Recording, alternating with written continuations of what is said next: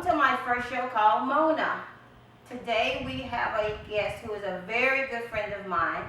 His name is Michael Hernandez, and he is the owner of Rico's Barber and Beauty Shop. He's married to a beautiful woman by the name of LaShawna, and they have one daughter. Please welcome to the show, Michael Hernandez. How you doing today, Mona? Hi, Michael. How's it going? Good. You're here today because I'm friends with your wife, LaShawna, and she told me your story. So I wanted you to be the first guest on my show. So can you please tell us, how did you go from being incarcerated to owning your own barbershop?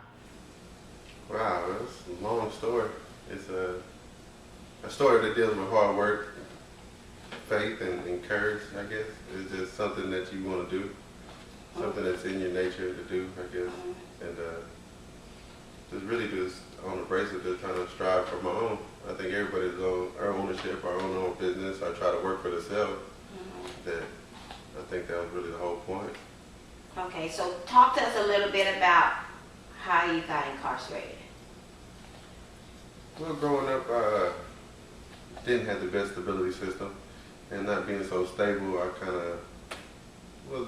I think the streets was the only thing that kind of helped me as I went through my process. So as me being schooled through the streets, then I think a lot of things that would happen that just came in place with whatever got me incarcerated. So little by little, it just built myself up, and always been a person with high goals and high self-esteem, and always liked money, and then I always liked nice things. And growing up, I could never afford those things, so I wanted them at the end. So now if I'm going from jail to even own my own business, it's always wanted more than what I can always expect for myself. Good. So when you were incarcerated, is that where you learned how to cut hair, or did you know how to cut hair before, like when you were a teenager growing up? Well, growing up, I didn't like going. Parents couldn't always afford for a haircut, Right. so they couldn't afford the haircut. So growing up, I would just try to grab the clippers and try to cut my own hair. Really? And mess up until I just started getting it right. And one thing led to another. Okay, so when you came out, what did you do? I almost started cutting hair a month after I got out of jail. Really? Yes. Did you work like in a shop, or did you do it like out of your house? I worked in the shop. I had a close friend, he had his own barbershop, and I was blessed enough to just go inside the shop being unlicensed, which is not right, but Right. I still did it. So Yeah. go from unlicensed to licensed in my own shop, I think it was a major process that kind of went through it. So from the time that you worked at his shop, and you got your own license to cut hair, how long was that process? About 2 years, 3 years almost. 2 years. About 3 years at the most. Because then working and going to school was not an easy thing. It took me a year and a half to finish school. Oh. And people don't realize, even on a 1,500-hour period, it still took me over a year. Really? So talk to us about, you have your license now. What did you do after you got your license? Where did you work after you got your license?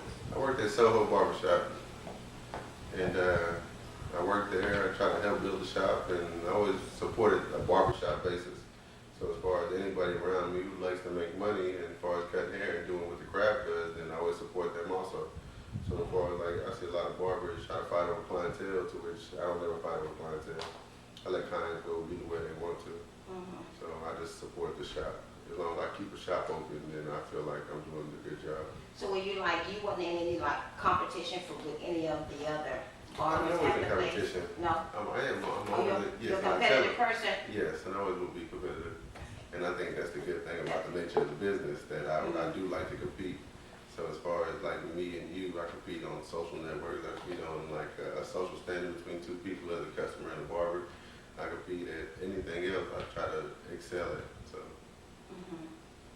So after you worked at Soho, Yes. how long were you there? I was there probably 5 years. Really? Yeah. So while you were at Soho, when did you say, hey, I want to start trying to get my own business? What did you do then? About 3 years into it, I decided, I told myself around 5 years. years. I tell myself 5 years after school that I would have the license. So that's even being at the shop 2 years already. So that'd have been like 7 years. So I gave myself almost a 7-year kind of period to where I would go.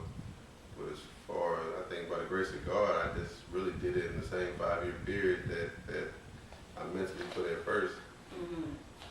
So I guess that's just, it really takes a lot of hard work though. A lot of time consumption and a lot of hard work. So now you have your own business. Yes. Was it a struggle? Yes. Tell us about that. I did everything myself, by myself almost. No help. So I don't believe in asking too many people for help. So I always like to do things on my own. So the ones who did come around and help me, I sure appreciate them. And the ones who didn't, it's all good. So as far as like starting the shop, I think it's just more on the basis of you gotta get your own paperwork together. I think I'm So leasing the building? well, I think I got that convict nature to where I like work the system. Anything I can do to work the system, then I always try to do it. There's a loophole in everything you want to do in life, so I just try to work the loophole. Okay. So now you have your own business. How's it going? It's been great. I got Business is great. I got three braided petitions and 3 barbers besides myself, so about 8 people in there already. Or 7. Tell us about, did you have like a grand opening or anything for your Yeah, shop? I did. Tell us about that. We had food, clothes, and everything else. A lot of people came out. We gave a lot of gifts out. So it was really a great experience. And so we did an unveiling of the shop, and everybody came to look at it, and everybody really been having like great, like, how would I put it? The response. Great has been good. response. So who are some people you would like to thank for the success of your barbershop? First, I like to thank God. And besides God, I like to thank my wife. My wife stuck around me a lot of times, and through times I would be at work all day. I wouldn't say like I'm home, but I would say, well, as far as like being at work, working 12, 14-hour days, that I would do it for weeks and weeks and weeks at a time to where if I had to build clientele. I guess in this business, it's always like first come, first serve. And if I bring that, they want you there, they want you present. And it's like any other business that you would succeed in.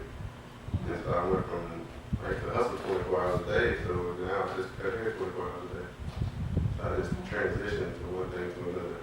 Okay, what would you say to people that have been incarcerated who come out and they say, you know, I can't get a job?